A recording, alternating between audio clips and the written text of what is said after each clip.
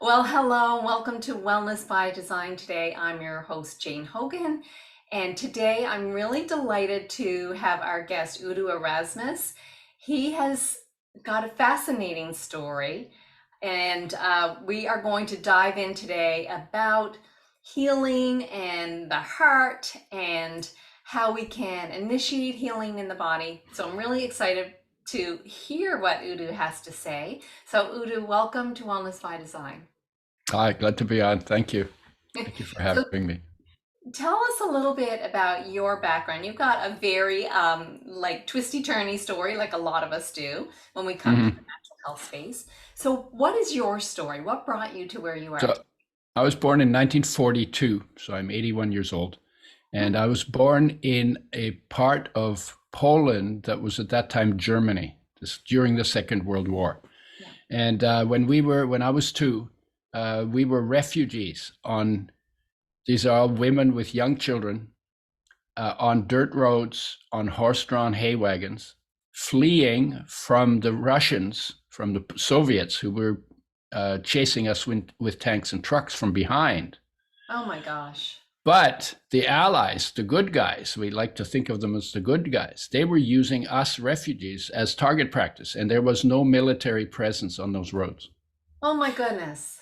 Yeah, so that's so I have a dim view of war on both sides. Well, war never wins, really, does it? Yeah, I mean, exactly. what a lot of So trauma. so I was 2.5 years old. It was winter. My mother decided that to go through the snow-capped uh, the snow-capped fields was safer than staying on the roads.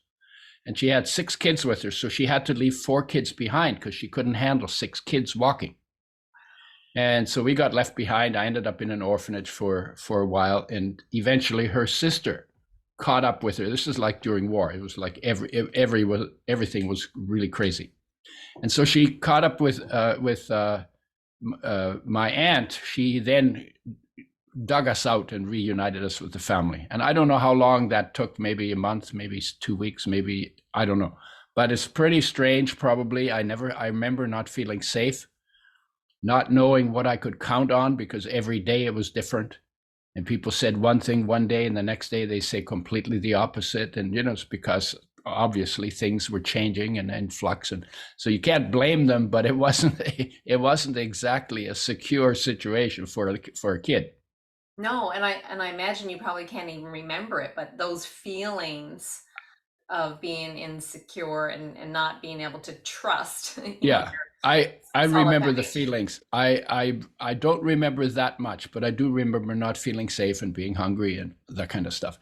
And I grew up very shy, very inward, very always like, this is like cross your arms over your chest, right? And I lived in a world of books because books were safe. So you could read a book about war, but there were no bullets flying. Mm. So I liked that kind of a safe world. But I also wanted to know very early on when I heard adults argue, I was 6 years old, and it made me uneasy because they were so intense.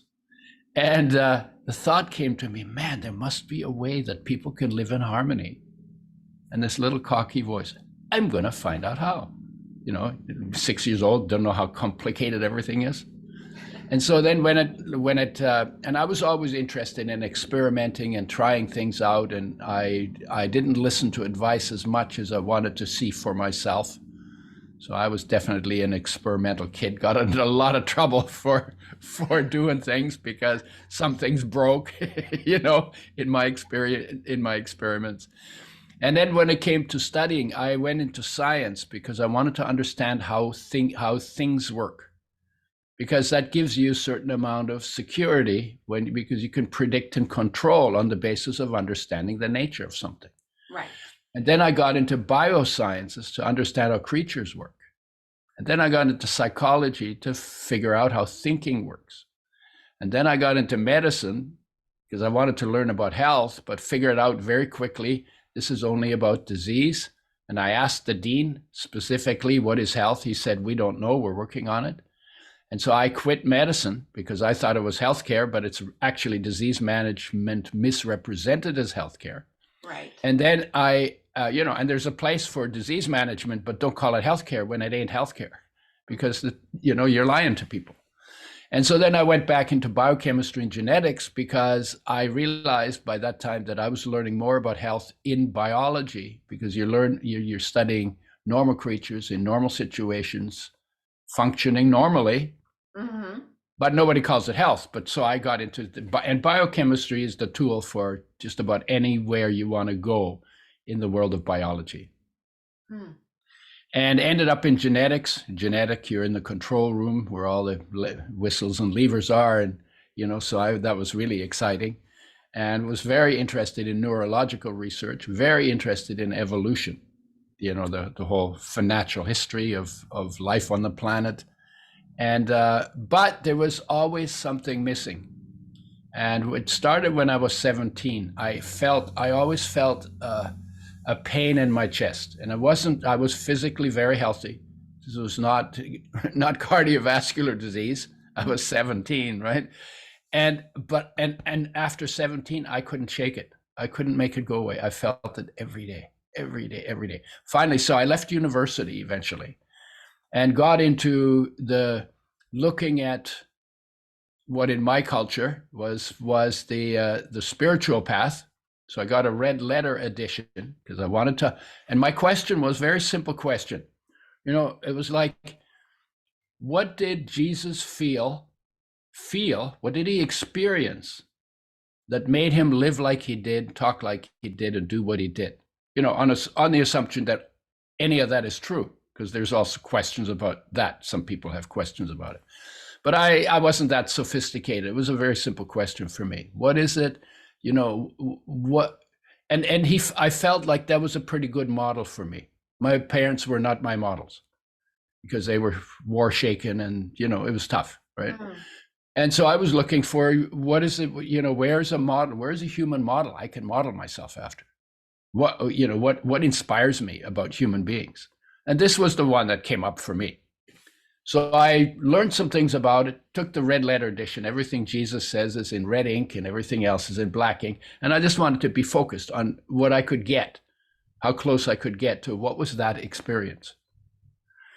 And had some really, really bad experiences with Christians who judged me very harshly. In fact, I said to one of them, I went to this place and I looked this guy, I hadn't met him, I just looked him in the eye and said, it must be possible to see God and live. Because we were told as kids, if you see God, you die. And as to me, it's like, wait, he loves me unconditionally. He takes care of me while I'm sleeping, and then if I look at him, he kills me. Like, what the hell is that, right? Funny And rule. so that, Funny rules sometimes. yeah. It just like, it was like, it's like, I don't get it. And so I said that to him, and he jumped out of his chair, and his arms were flying over his head, and yelled at the top of his voice, "You're from the devil! You're from the Antichrist! Get out!" So I go slinking out of there, and I'm standing on the sidewalk. Well, I haven't seen God, but I really wanted to know. This was really like a genuine question, and I got really desperate, and I was so confused. And I went to the west coast of Vancouver Island to a beach to clear my head. That's how I used to clear my head in those days. Mm-hmm. And in the middle of the night, I woke bolt upright, and there was this being made of light. I don't believe in stuff like that, but there it was, right? Mm-hmm. Being made of life, of light, no words, no label, but it embodied a message. And I could put words to the message. The message was, I am come not to judge, but to love. I am come not to judge, but to love. And my confusion and my desperation evaporated instantly.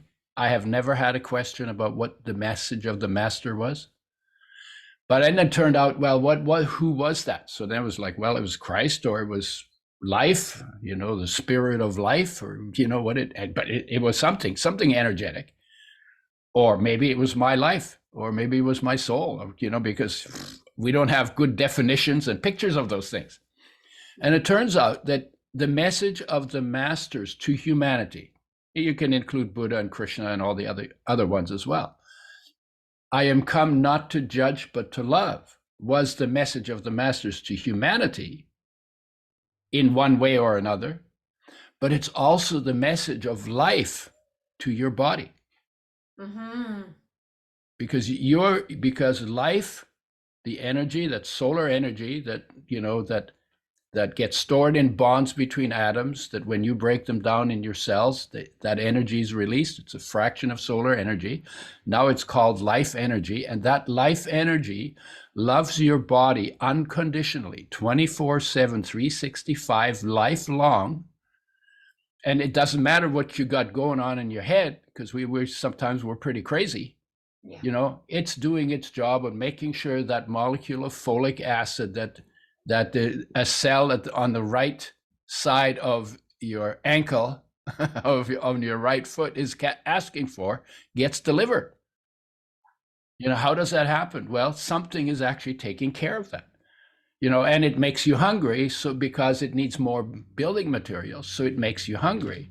So then that gets you to eat, so you bring in building materials, and then once you swallow, it's out of your hands, and life just does what life does, and it's like really good at it. It's like really good at it. And the only responsibility we have is at our mouth to put in, to make sure that we get all of the 42 essential building blocks that can't be made in the body, that we deliver those so they land in our body so life can use them to do its job. Right? And why And do you think so, we aren't getting those now? what's that? Why aren't we getting those now?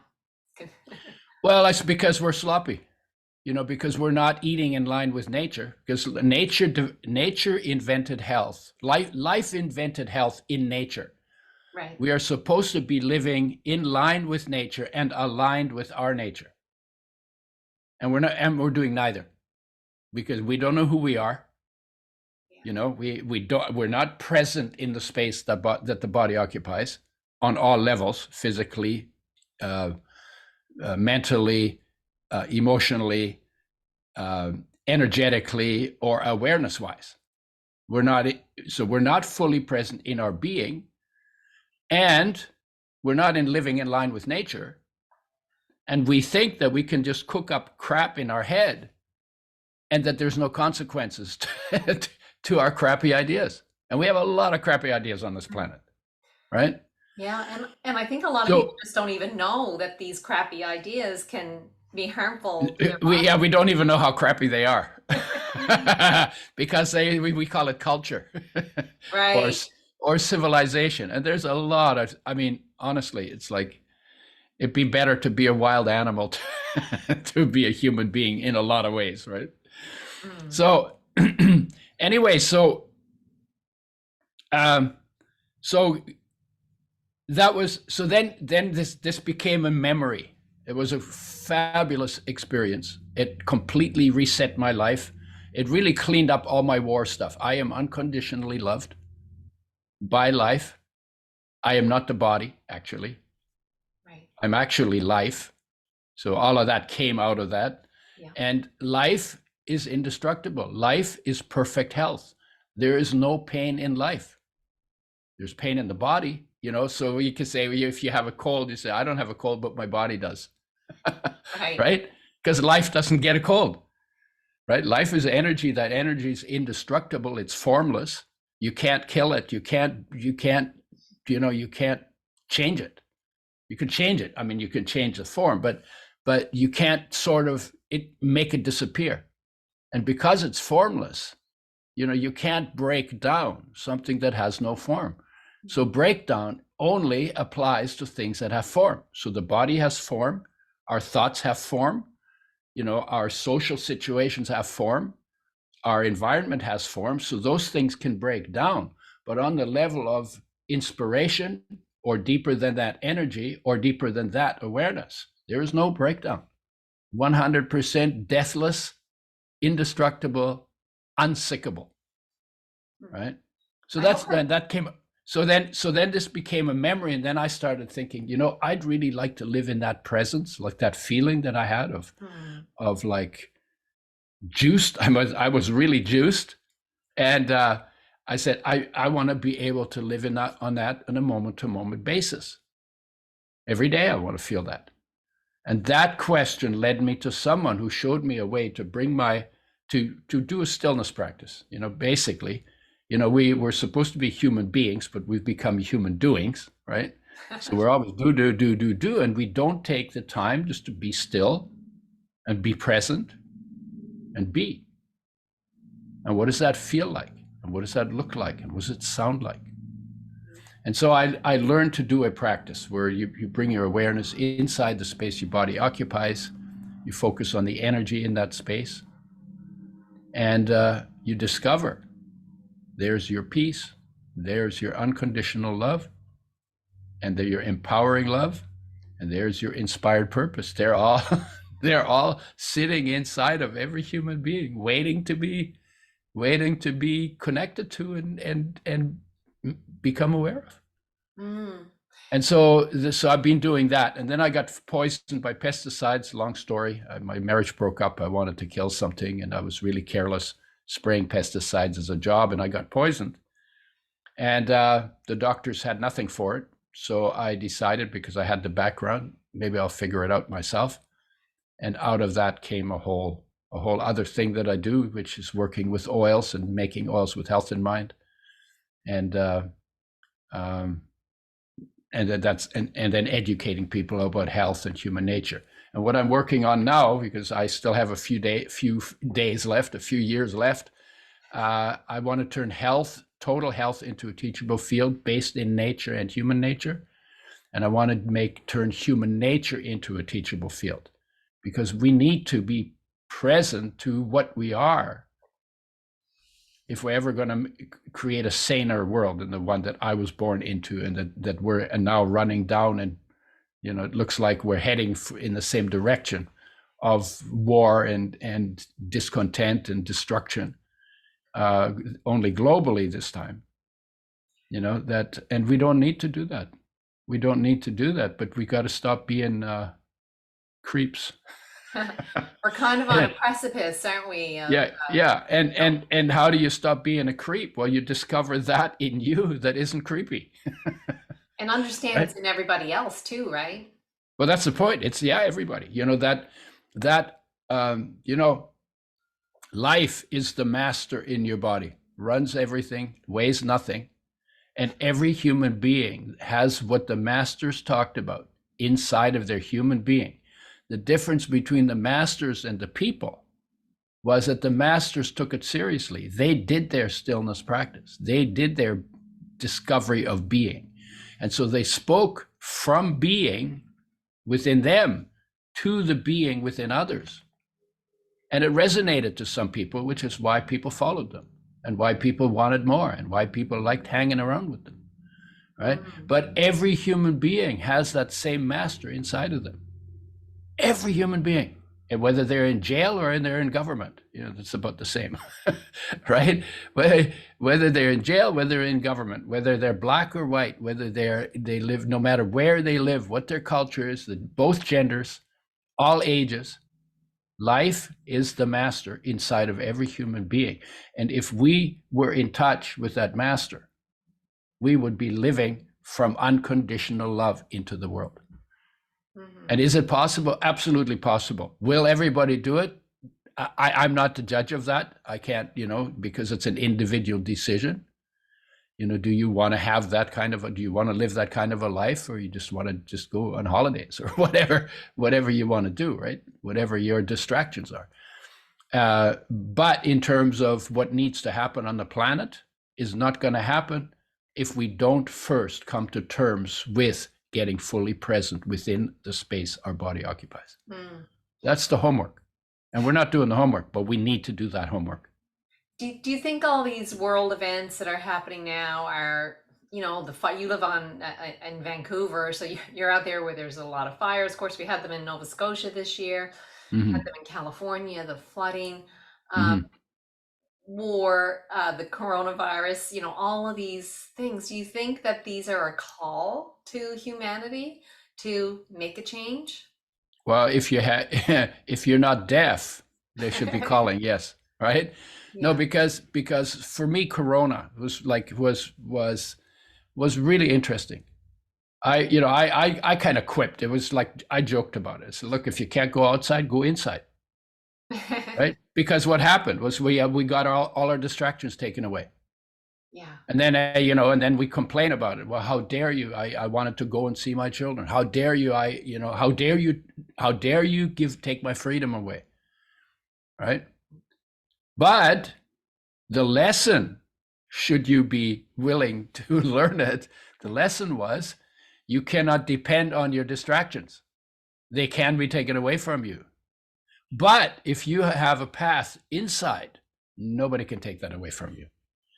And if all the things you distract yourself into, if they all dry up, then what are you going to do with yourself? Then you have to enjoy the space your body occupies, because that's the only thing they can't take away from you, right? Mm-hmm. And so I think a lot of people made a turnaround and became more inward looking because they recognized for the first time in their life, maybe, oh my God, all these things that I take for granted cannot be taken for granted. Mm-hmm. They're not guaranteed, right? Right. And then a lot of people had a lot of heartache. What is heartache? It's like I call it heartache. We talk thirst of the heart, right? Yeah. What is the thirst of the heart? It's an uncomfortable feeling in your chest, uneasy feeling. We have lots of names for it. People call it blues. They call it loneliness. They call it longing. They call it restlessness, emptiness, sorrow, sadness, depression, grief, loss. Something's not right here. Something's not right. And it's usually triggered by something. Right. My girlfriend dumped me. Right? So now I feel blue. Right. So we call this feeling by what triggered it. That's why there's so many words for it. I have 10 pages of words that people use for this feeling. Can't breathe. It's like, feel constricted, like I can't breathe. Right. There's so many words. Right. And, but it's always the same feeling, and it's always the feeling here. So we have a ton of triggers for that trigger that feeling. But what people don't know is that the trigger is not the cause. So when my girlfriend dumped me and I felt blue, the dumping was not the cause of it. The dumping was the trigger for it. So the question becomes, what is the cause of that feeling? And by the way, I've never met a person. I've given lectures on it. I've done a dialogue on it, by asking a bunch of questions and then having everybody in the group, answer the questions. It's very interesting. It's very interesting to do that. I have never met a person anywhere in my life that doesn't know the feeling of heartache. This is universal, but it's not a topic for conversation most of the time. People do talk about it a little bit, but nobody has a good handle on it. There's no culture that teaches us, what is this? What is heartache? Mm-hmm. It must be biological in some way, right? We feel it, right? Yeah, it must be natural in some way because it's in your nature, right? So why not? Why doesn't anybody know? Well, because science doesn't like to go inside, and spirituality wants you to buy a narrative, but not do the exploration. Yeah, and I guess with science, it can't really be measured, although I know that they can measure. Well, yeah, although since you're in science, I'll tell you, I had a running argument with my philosophy of science professor, because he said one day, you can't be objective about yourself. And I said, well, that doesn't really make a lot of sense. So I said, well, what is objectivity? He says, it's an attitude. Well, can you teach that attitude? Yeah, of course, we do that all the time. We teach science students objectivity all the time. Well, if it's an attitude and you can learn it, you should be able to direct it in any direction you want, outside or inside. Yeah. And it would drive him nuts because he couldn't argue on the basis of what he said. He couldn't argue with me. It's you can learn it, and it's and it's an attitude. He couldn't argue, but he wasn't willing to say that you can also be objective about what is subjective, because you can just observe what's going Hmm. on in your body. If you Yeah. go to the doctor and you have pain in your knee, then he asks you questions about your subjective knee, right? Well, is it in the front or the back? Oh, it's in the back. Well, is it sharp or dull? Well, it's dull. Well, if I push on it here, does it hurt more or less, or is it the same? No, it's the same, right? And on the basis of you being objective about your subjective symptoms, he gets the information he needs to make a diagnosis and figure out what to do about it. Hmm. So you have to be able to be objective about your subjective stuff, right? Mm-hmm. Makes So sense. and because it's a learned attitude, and it comes usually, you can be objective if you don't have emotional entanglement with a topic, and if you're simply calmly, quietly observing. And that's what you do when you do meditation. You're calmly, quietly observing what's in you. And when you do science, you calmly, quietly observe what's out there, Mm-hmm. right? And if you can't be calm and quiet in your observation, you'll make mistakes in observation on the outside just as much as you'll make mistakes about observations on the inside. I So, think yeah, go I ahead. think people have a hard time, like when it's to do with them, Yeah. right? What's going on in their body? They have a hard time being objective about it, right? They're stuck in a story about it, and so there's all of that flowing around as well. Yeah, well, that's the emotion. That's what I call the emotional entanglement. Yeah, if you Right. got emotionally entangled, then you assign blame to things that are really not, but you're doing that. So you have to then, if you want to live a good life, you have to cultivate quiet, calm, emotionally unentangled observation. But everything we learn is by observation, inside or outside, because knowledge comes from observation. Where your focus goes is where your knowledge will come from. So, you were telling me about the heritage site on Newfoundland, right? Well, how do you know that? Because you put a focus there and you learned something. And I never did, so I didn't know that until you put my focus there. And Right. then I learned something that I didn't know about Newfoundland, right? So no, focus is the freedom we have. You can focus anywhere you want, inside, outside, on your left side, on your right side, in the pocket where you have the $1 million, or the other pocket where you have the lint and nothing else, right? And then depending on where you're focused, that will determine your observations, what you learn, and then what you bring to expression and how you act, Mm, right? So focus is huge. it is. And you have a practice of focusing on the heart, right? Can we Yeah, run through that as an yeah, experiential practice for the audience? yeah. So the idea is if you're a human being, and being is actually more important than doing, because you can be without doing, but you can't do without being. Love that. But we live as human doings. We're addicted to doing. And so all the wise people, whether they're young kids or old wise people or masters or saints or whatever, all of those people always said, make time for for being. Make time for stillness, because you connect to being in stillness. Mm, You can't be racing around and making sure you don't bang into things and at the same time be just in the peace in your own being, right? Because your focus goes into your doing, yeah. and it tends to go away from your being. So you need to actually make time for being. So number one, and why would you do that? Because you can just run around until you die, right? Why would you do? Because your heart aches. Mm, And the heartache is even though many things trigger it, the heartache is actually a natural, normal, necessary event in human life, and it begins when you're born. Because when you're in your mother's womb, you're in, I call it the Buddha tank, right? There's nothing to do. There's nowhere to go. You have no language. You don't have to go to the bathroom. Everything's taken care of. You're definitely and being. and it's pretty safe. Yeah. And because there's no place for you to go, where is your focus? Well, your focus is at rest, inside, in its source, in life, or behind that in awareness. So you're in the Buddha tank for 9 months and you're just hanging out, right? There's not much to see. There's not much to hear. There's a little bit, but not much.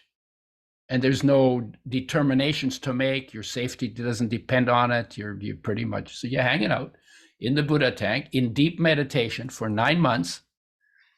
And your focus, your presence is, your focus is present outside, inside. Your awareness is present inside, but absent outside. And now you get born, everything changes. Now you get to know the world, and it's about survival. And you have to make, when things change, you have to make quick decisions. Is this friend? Is this foe? Or do I ignore it?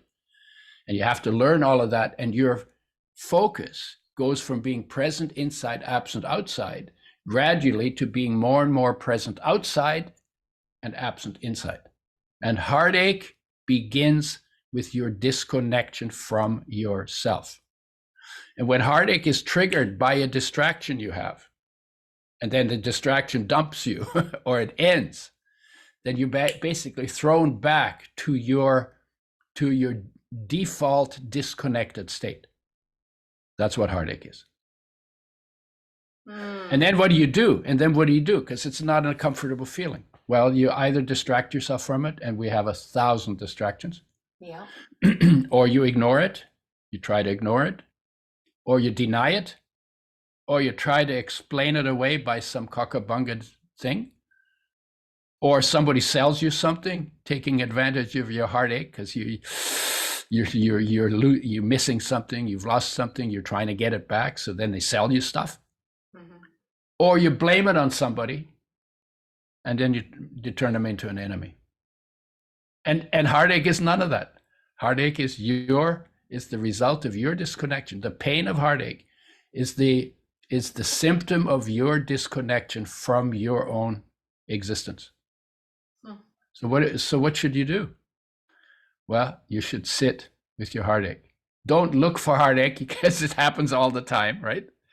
Things end, the triggers are there. There are lots of triggers because anything that can end will end. When it ends, you'll be back to your disconnection from yourself. So when you have heartache, sit with it. Don't run from it. Sit with it, be with it, feel it, quietly. Acknowledge it, appreciate it. Don't judge it. That's hard for people. Yeah, of course. Yeah. Of course. That's why we're not doing it, right? Yeah. And then you sit with it, because if you sit with it long enough, you discover that within your heartache is your reconnection to your wholeness. And when you make that reconnection to your wholeness, in that wholeness, there is no pain, because that wholeness is based on life energy and awareness and inspired purpose. And so fundamentally, so the question is, first of all, you're probably not going to sit still for long, because there's always more things to be addicted to doing. Yeah. Unless you have a reason for it. So heartache is the reason. If your heart aches, sit still. And then you ask, and then say, okay, so in this place, so I have a heartache, and that's already pulled me out of my head and put me into my body. So it's a huge gift. It's actually the greatest gift you've been given other than being alive. It's kind of like thirst makes you drink, hunger makes you eat. We don't think of hunger and thirst as gifts, but if you never got thirsty, you would actually die because you wouldn't drink when you needed to. So thirst is a gift because it tells you, it directs you, right? Hunger is a gift. Well, heartache is the gift for coming home. Heartache is the gift for coming home to the mastery that is your nature within your own being.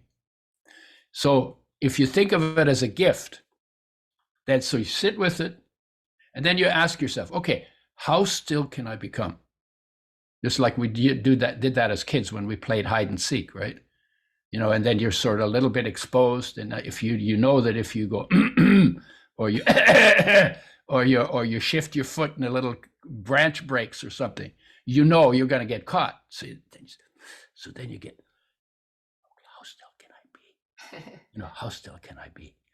That's a really great. Completely motionless, right? How still can I be? How lightly can I breathe so I'm not, there's no sound in my breath? How lightly can I be? How deep can I go into that stillness? How long can I hang out there? And then what do I discover when I sit in that stillness and breathe lightly? You're going to discover that there's light in your darkness. You will discover there's sound in your silence. You'll discover love in your emptiness. Because they're all within you. But you can't see them if you ain't looking. You can't find them if you don't bring your focus there. Right. So it's in in the stillness that we find them. Yeah, because and then people say to me, yeah, well, I tried meditation and it was just so boring. Right? Because we're addicted to doing. You weren't bored for 9 months in your mother's womb. There was nothing to do for 9 months. You weren't bored. You were in bliss. You were in peace. You were in light. You were in love, right? And all of that is still within you. But how do you get yourself to nothing to do, nowhere to go? So you create a safe space where you can just go there. And then you practice, because you've practiced going out every day. You go out through your senses. It's pretty much automatic, because your senses attract your focus outward when there's change, because you have to figure it out, right? You have to do, what do I do, right?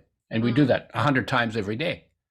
But we never practice going in, because there's nothing inside going to say, hey, look at me, hey, look at that. No, other than heartache, as close as you get to, yeah. And heartache gets you this close. And that's why heartache is a really good starting point. Whatever it is, people say heartache comes from trauma. That's not true. It's not true. Heartache, I have heartache because my mother never held me. That's not true. That's not true. We have heartache because our focus got disconnected from the core of our own being. That is a natural process, and it's a normal process, and a necessary process for every human being to get to know the world. That's what it means when they say, gain the world and lose your soul.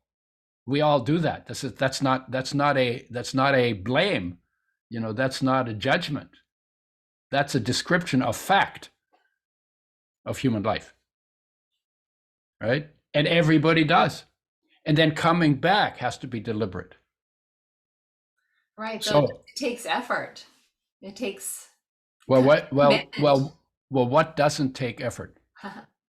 You have to chew your food. That takes effort. You have to swallow. That takes effort.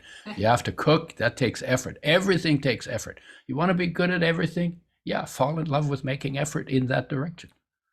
I love that. Right? You've got such an interesting perspective, and I really appreciate that as a 81-year-old, and all of this life experience that you've brought. And it just comes back to being so simple, doesn't it? It's totally simple. You are lived. Alan Watts used to say in the 60s, he was pretty popular in the 60s. He said the universe peoples. And peoples was a verb. The universe peoples, right? And we are just something that the universe created. We didn't create ourselves. Even our parents didn't create us. Life used my mother to create me. Right? I go around without a shirt in the sun quite a bit because I like vitamin D and it's good for health, right? And I go say to people, hey, I love the shirt your mother made you. But actually, mother didn't make the shirt, but the shirt's a pretty good shirt because it's form-fitting. The button never comes off. It doesn't need a zipper. It's drip dry. It doesn't need to be ironed. If I sleep in it, it's not wrinkled in the morning, right? It's self repairing. and it makes vitamin D. You know, Perfect. Gucci's never made a shirt like that, right? Perfectly designed. Yeah, and I've been wearing mine for 81 years. It changes color in summer, gets darker in summer and lighter in winter. You know, it's like so. So my point of that is like we're not creating ourselves. You know, people like to say, "Oh yeah, I made myself very rich." Oh yeah, I did. Oh, and I did, and oh, I did, and I did. Yeah, except you didn't create the rock that you live on, and you didn't create the roads that you drive, and you didn't create the cars that you drive, and you didn't create the education that somebody brought you, and you didn't create your own body. You know, and you start to think about, no, no, no, we are part of something. We are part of something. We probably should acknowledge that we're not as important. You know, that we're important to ourselves because we have we have this gift that we get to experience life in human form. And we're Yes. just made out of water, air, and dust, right? Well, dust can't have that experience, and water can't have that experience, and air can't have that experience. But put all together by solar energy to make a human being. Human being can laugh and dance and talk on a computer and have fun and cry and feel bad and do stupid things and learn Mm. so all of what's possible for human being is made possible by something the human being didn't create. Maybe we ought to have a little bit of humility and gratitude for that. That energy, that life force energy that animates us, really, Yeah. right? Yeah. And here we are. Like here I am. I'm 81, right? I don't know how many years I got left. I'm in pretty good shape, and I'm not that worried, but I know that I didn't exist for billions of years. And now I got this. Now I'm here. And sometime in the future, I will not exist for billions of years. So this is the time to make the most of what this incredible gift is.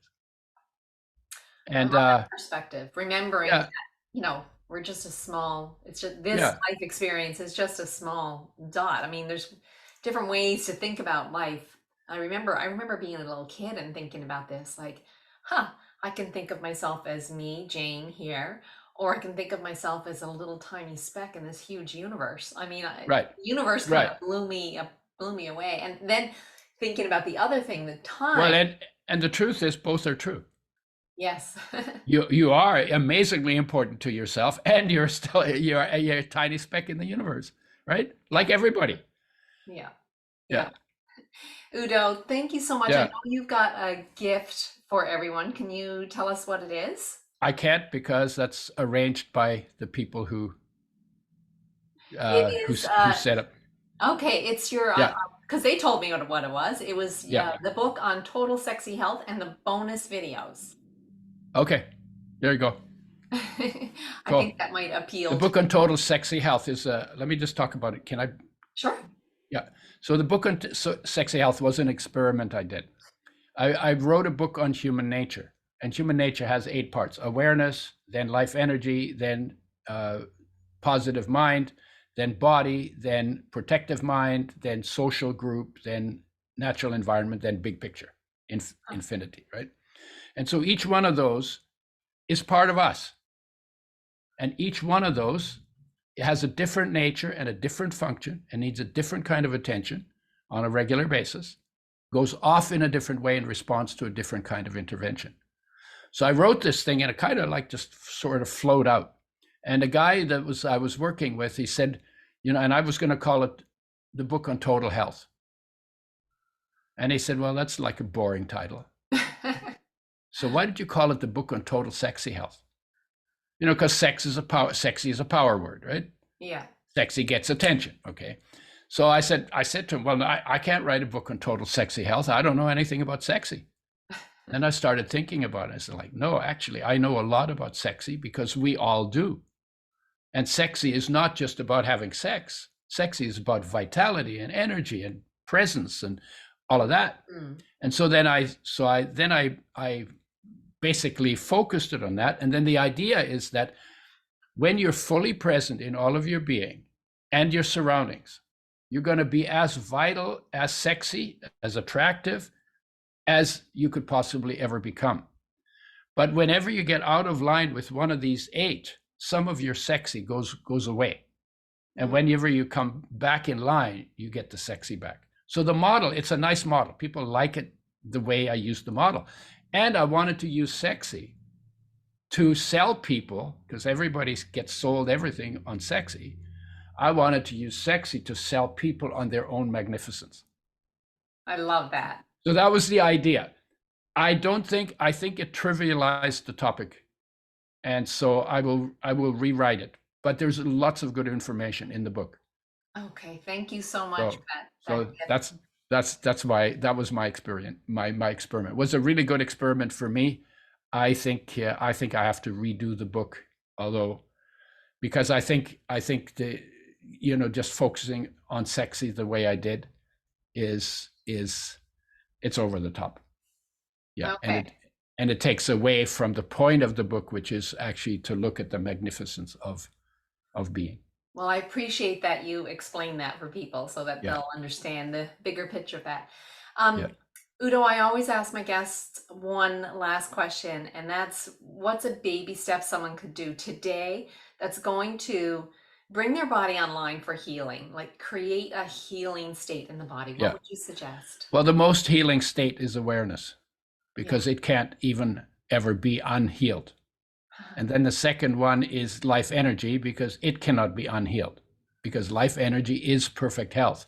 When your focus is on those, you have no pain. The pain is in your body. So the pain is on a different level. So when there's pain within your body, usually the pain is localized somewhere in the body. So even not your whole body is in pain. And if you put that in perspective, then pain becomes a lot more manageable. And there's 2 ways to do it. One is to go completely into the pain, and the Mm. other one is to go into a larger perspective, which makes the pain smaller, Yeah. right? That So that's so so to take time to focus on that within you that has no pain and has no problems is the most healing thing you can do. And there's good research that shows that when people do deep meditation, they actually reverse aging, yeah. and it's anti-inflammatory. So that would be where take time every day. If you haven't created a safe space and you haven't made it a habit, take just take time to sit down, see how still you can become, and maybe just follow one breath as it goes in, and then stops, and then comes out, and then stops, and follow the entire breath, Yeah. just one breath, and it will put you in a place of calmness that could be the foundation of completely rebuilding your life. There's also other things you can do, like in terms of anti-inflammatory things. Maybe we should do another topic on that one. I know I But know you were sort of behind the whole flaxseed oil, right? So yeah, that's yeah, yeah, yeah. that's But another topic for but sure. yeah, if you want to do that, we could go into some of the details of the herbs and spices, why you get inflammation, why you get pain. I have a really good handle on that as well. Well, So, I'll have to have you back to do but that in another but in the time. meantime, do at least sit as still as you can for at least one breath, and Okay. then if you maybe do 2, maybe do 5, maybe do 10, right?